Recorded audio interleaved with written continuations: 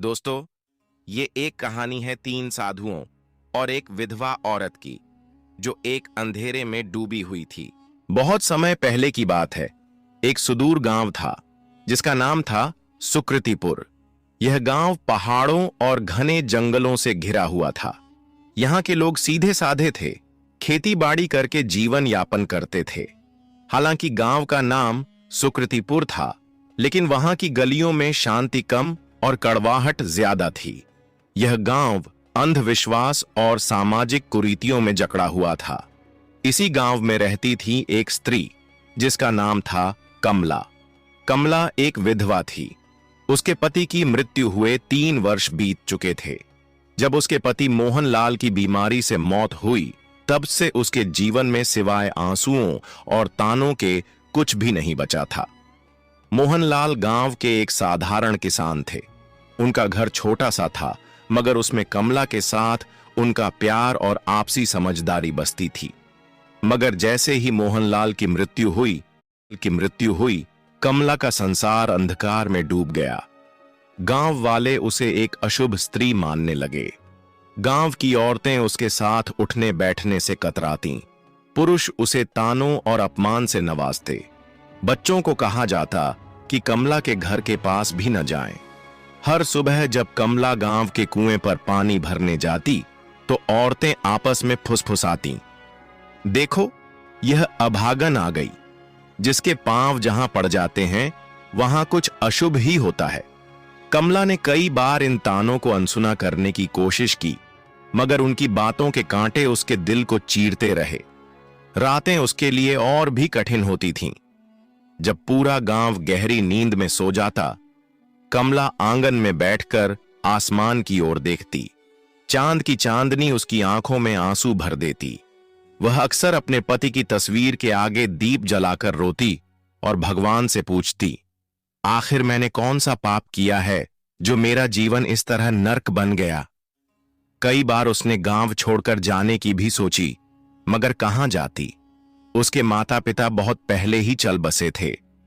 भाई बहनों ने उसके विधवा होते ही मुंह फेर लिया।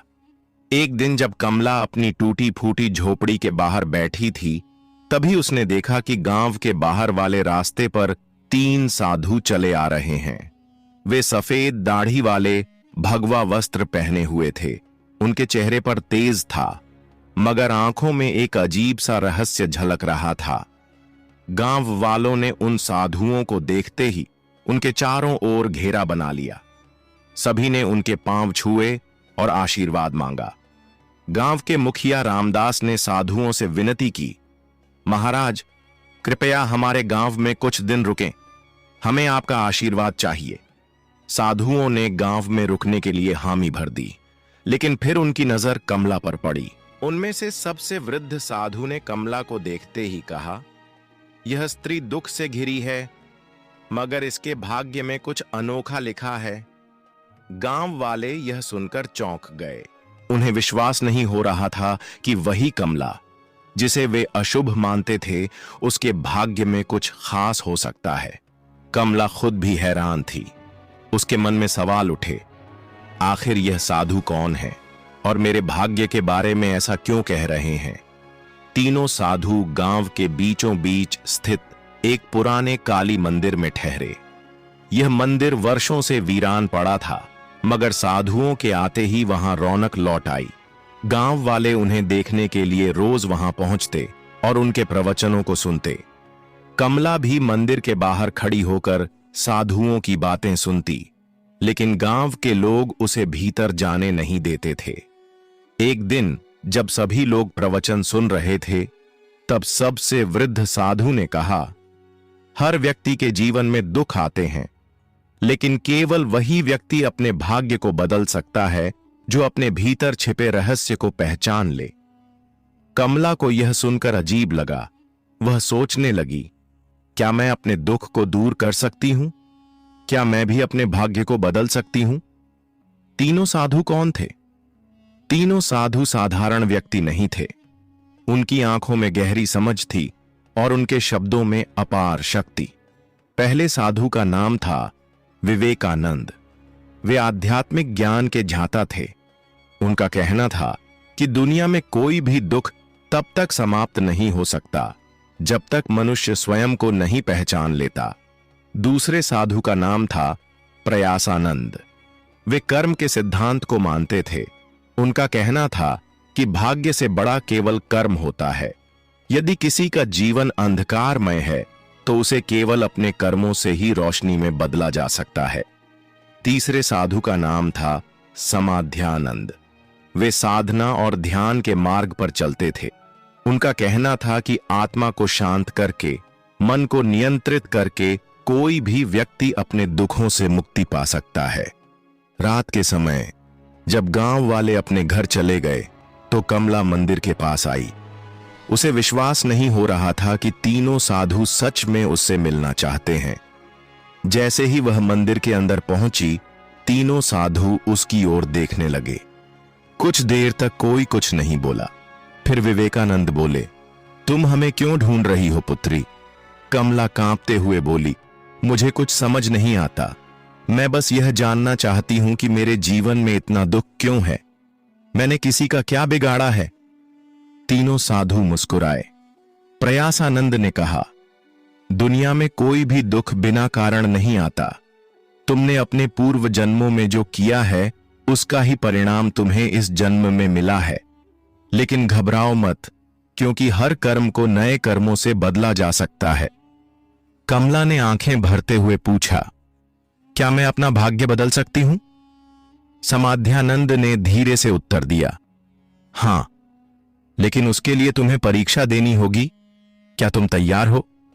कमला ने बिना कुछ सोचे जवाब दिया, मैं तैयार हूं। तीनों साधु एक दूसरे की ओर देखने लगे।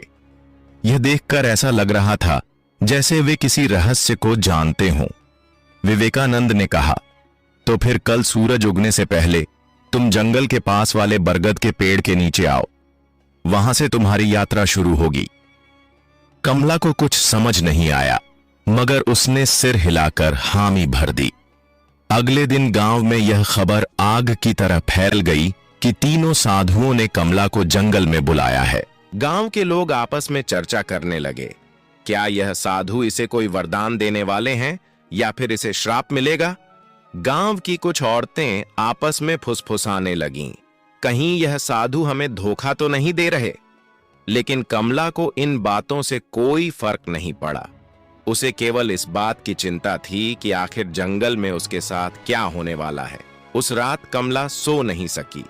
वह बार बार सोच रही थी, क्या सच में कोई मेरी मदद कर सकता है या यह भी सिर्फ एक और छलावा है? लेकिन अब वह ठान चुकी थी कि चाहे कुछ भी हो जाए, वह अगले दिन सूरज उगने से पहले जंगल के पास जाएगी। तीनों साधु वहां खड़े थे। वे गहरी तपस्या में लीन थे। उनके चारों ओर एक अद्भुत शांति फैली हुई थी। कमला ने हाथ जोड़कर प्रणाम किया और कहा, मैं आ गई हूं महाराज। अब मुझे बताइए कि मेरी परीक्षा क्या है?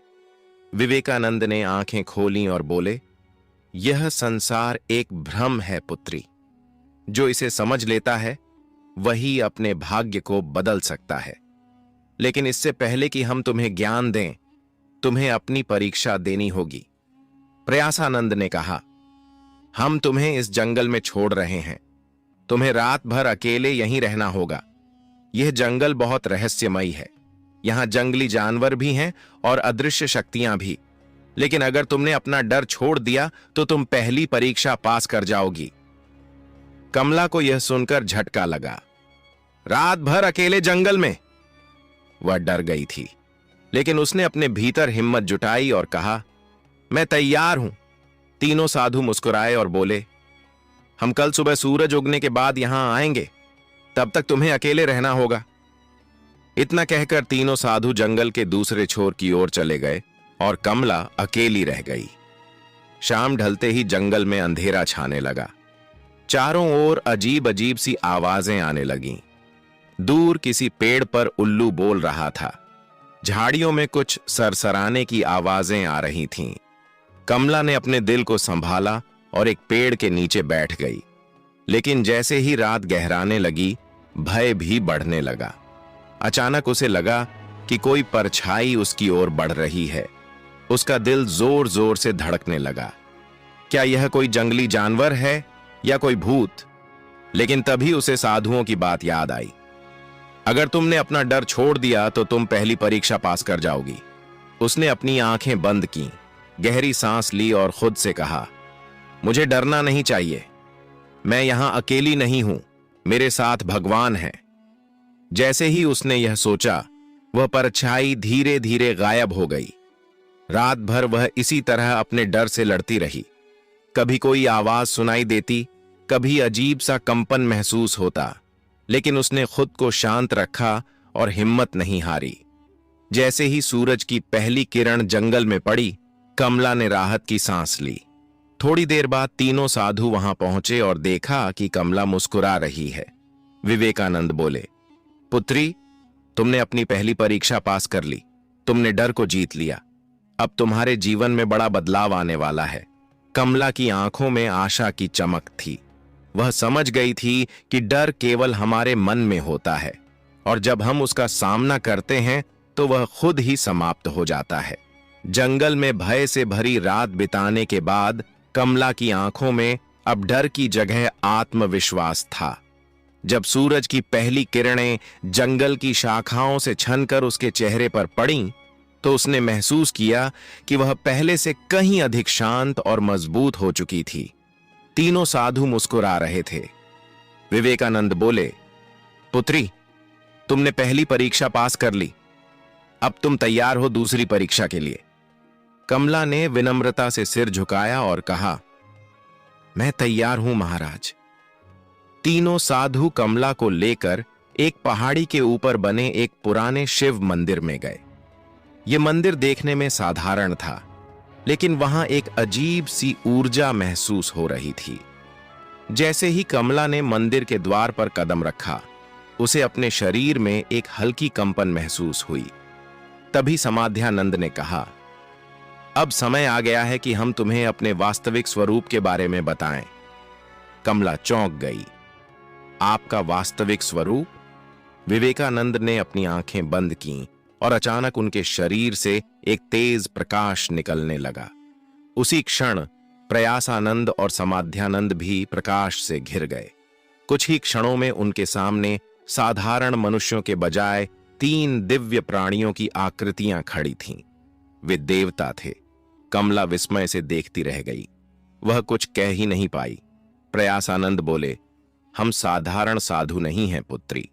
हम तीनों ब्रह्मा, विष्णु और महेश के दूत हैं और इस पृथ्वी पर कुछ विशेष उद्देश्यों के लिए आए हैं।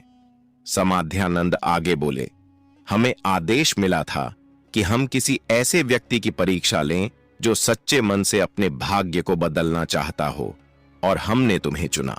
कमला की आंखों में आंसू आ गए। उसे अब समझ में आ रहा था कि यह साधु कोई आम संत नहीं थे।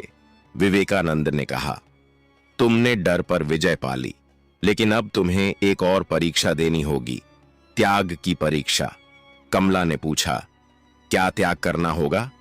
प्रयासानंद बोले, तुम्हें अपनी सबसे प्रिय वस्तु का त्याग करना होगा, वही वस्तु जिससे तुम्हारा सबसे अधिक लगाव हो।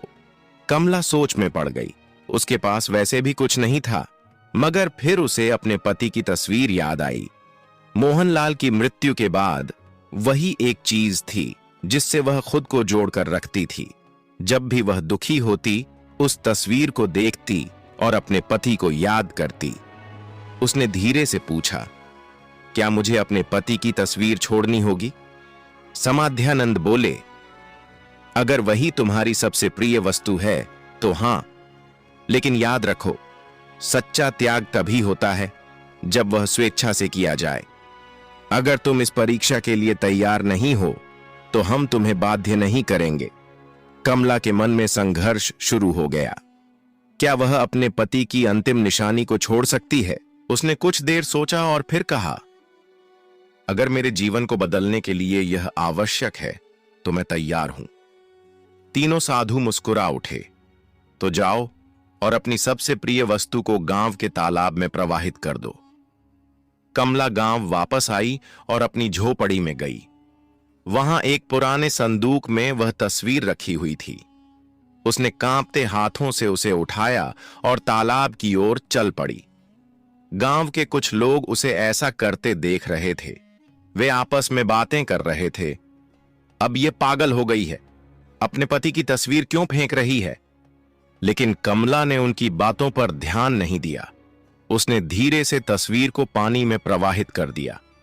जैसे ही तस्वीर पानी में डूबी, उसे महसूस हुआ कि उसके दिल का सारा भार भी पानी में समा गया है। अब वह हल्का महसूस कर रही थी। जैसे ही वह वापस जंगल में पहुंची, तीनों साधु वहां खड़े थे। विवेकानंद बोले, पुत्री, तुमने त्याग की परीक्षा भी पास कर ली। अब तुम उस बंधन से मुक्त हो चुकी हो जो तुम्हें अतीत से जोड़कर रखता था। कमला को अब सच में लगने लगा कि उसका जीवन बदल रहा है। समाध्यानंद बोले, अब तुम्हारी अंतिम और सबसे कठिन परीक्षा बाकी है। कमला ने सिर झुका लिया। मैं तैयार हूं महाराज। कमला ने भय और त्याग की परीक्षा पास कर ली थी। अब वह पहले से कहीं अधिक मजबूत और आत्मविश्वासी महसूस कर रही थी। लेकिन उसे नहीं पता था कि उसकी सबसे कठिन परीक्षा अब भी बाकी थी। तीनों साधु मंदिर के भीतर खड़े थे। जब कमला वहां पहुंची तो विवेकानंद ने गंभीर स्वर में कहा, पुत्री, अब तुम्हारी अंतिम परीक्षा का समय आ गया है। कमला ने सिर झुकाकर कहा, मैं तैयार हूं महाराज। समाध्यानंद बोले, यह परीक्षा तुम्हारी आत्मा की परीक्षा है। तुम्हें यह सिद्ध करना होगा कि तुम केवल अपने लिए नहीं बल्कि दूसरों के लिए भी जी सकती हो। कमला ने आश्चर्य से पूछा, मुझे क्या करना होगा? प्रयास आनंद ने कहा, गांव में एक वृद्ध महिला रहती है जिसका नाम गंगाबाई है। उसका कोई सहारा नहीं है। वह भूखी और बीमार है। तुम्हें अपना सारा भोजन और अपनी झोपड़ी उसे देनी होगी और फिर तुम्हें जंगल में जाकर 7 दिन तक ध्यान करना होगा, बिना भोजन और पानी के। यह सुनकर कमला स्तब्ध रह गई। अपना घर और भोजन छोड़ दूं और फिर 7 दिन बिना कुछ खाए पिए ध्यान करूं, यह परीक्षा किसी भी अन्य परीक्षा से अधिक कठिन थी। कमला की आंखों के सामने उसकी झोपड़ी का दृश्य आ गया।